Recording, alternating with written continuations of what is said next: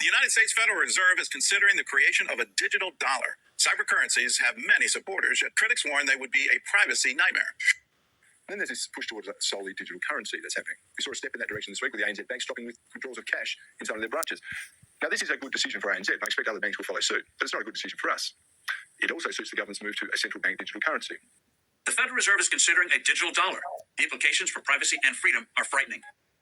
Well, you may have noticed it lately. Many banks closing branches as more customers bank online and fewer go into the bank in person. But for one East Bay man, it caused a mild panic, actually. The Bank of America shut down his branch just hours after he made a huge deposit and his money disappeared. So you can imagine how worried he was. The Chinese last month unveiled the world's first digital currency from a major power. Currency that would not be printed but would exist only in cyberspace on your phone, for example. Is the Fed working on a digital dollar?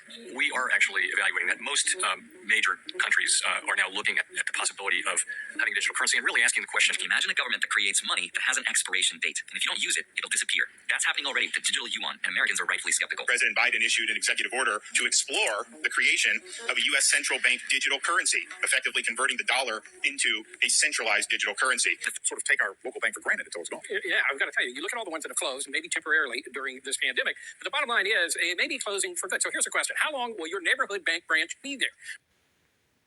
Big banks kicking off earnings season, and though the results were mostly strong, there is some underlying weakness, perhaps. And our Hugh reports today that big banks have been quietly cutting jobs, and more layoffs could be coming. Hugh is here now in the studio. Who's doing it, and why?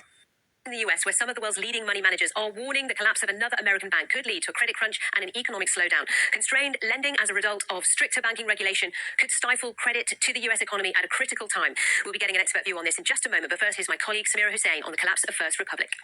Thousands of people are still waiting for their money tonight. U.S. Bank, Wells Fargo, Huntington Bank, everyone shared the same message about a deposit delay. Danny Spiewak explains what happened and when you'll see your money.